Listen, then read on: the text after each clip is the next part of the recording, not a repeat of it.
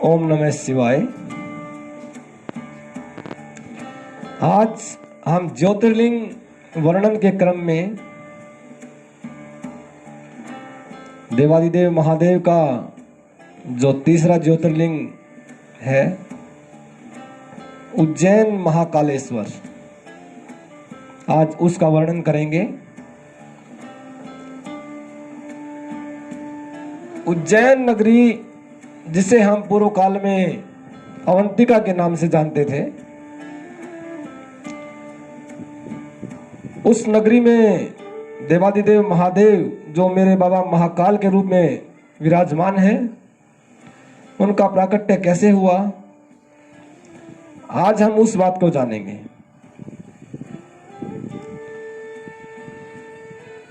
रत्नमाल पर्वत पर एक दूषण नाम का राक्षस रहता था और वो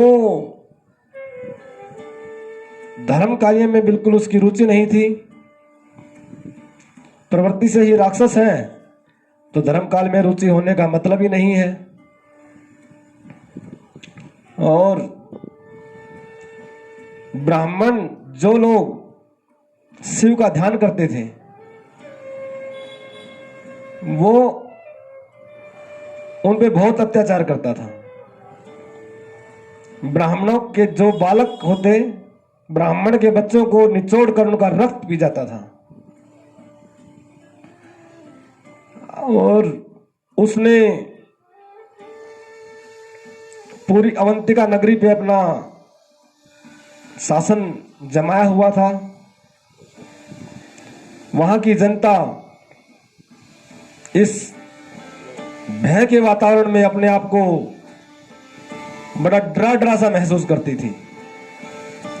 अब वहां पर एक वेद प्रिय नामक ब्राह्मण, जो देवादिदेव महादेव का बड़ा भक्त था,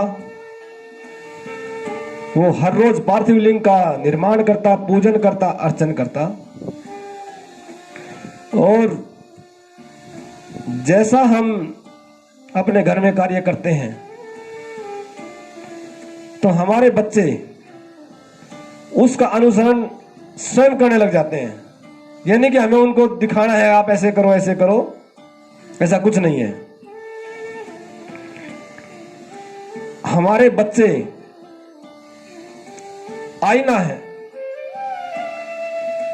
वो जैसा देखेंगे वैसा ही हमें करके दिखाएंगे।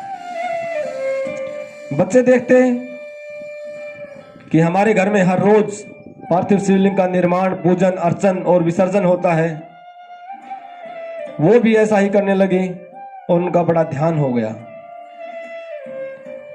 इधर दूषण नामक राक्षस, उसके अत्याचार दिन प्रतिदिन बहुत बढ़ रहे थे।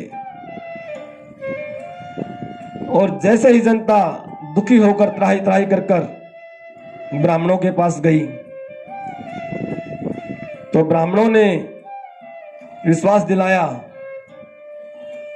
कि आप सब देवादिदेव महादेव शिव की आराधना करें, शिव स्वयं हमारी रक्षा करेंगे। और दूषण नामक राक्षस ने जब इस बात का पता लगा कि वहां पर ब्राह्मण बाबा भोलेनाथ का पूजन कर रहे हैं, तो उसने वहीं पर आकर पार्थिव शिवलिंग पर जैसे ही अपने शस्त्र से प्रहार किया तो एक बहुत बड़े धमाके के साथ देवादिदेव महादेव, वहां पर धमाका हुआ तो एक गड्ढा हो गया और उस गड्ढे के अंदर से महादेव का एक ज्योतिर्लिंग, विशाल ज्योतिर्लिंग वहां पर प्रकट हुआ। और बाबा ने प्रकट होकर वहां पर दूषण नाम के राक्षस का वध किया। और ब्राह्मणों की प्रार्थना पर देवादिदेव महादेव भक्तों का कल्याण करने के लिए वहीं पर विराजमान हो गए, जिसे हम आज महाकालेश्वर के नाम से जानते हैं। और अवंतिका नगरी, जिसे हम आज उज्जैन के नाम से जानते हैं, उज्जैन के महाकालेश्वर देवादिदेव महादेव आज वहां स्थित हैं। वो भक्तों की मनोकामना पूर्ण करते हैं। और अगर आपके मन में कोई भय है तो देवादिदेव महादेव के दर्शन करें, महाकालेश्वर के दर्शन करें, आपके मन का भय दूर हो जाता है। और वहीं पर पास में मेरी मां पराम्बा जगदम्बा भगवती, जो शक्तिपीठ हरसिद्धि नाम से प्रसिद्ध है, वहीं पर बाबा के मंदिर से थोड़ी दूरी पर विराजमान है। और वहीं पर थोड़ी सी दूरी पे काल भैरव, जो वहां के रक्षक कहे जाते हैं, उनका मंदिर विराजमान है।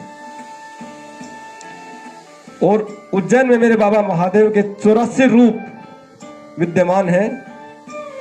अब हम संक्षेप में ही बता सकते हैं क्योंकि समय भी ज्यादा नहीं होता।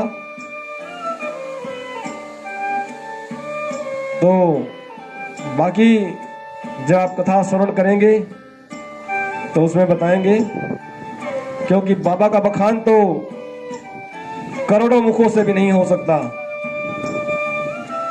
हम तो साधारण मानव हैं, तो इसीलिए बाबा का गुणगान करते रहें और अपने मन की मनोकामना पूरी करते रहें।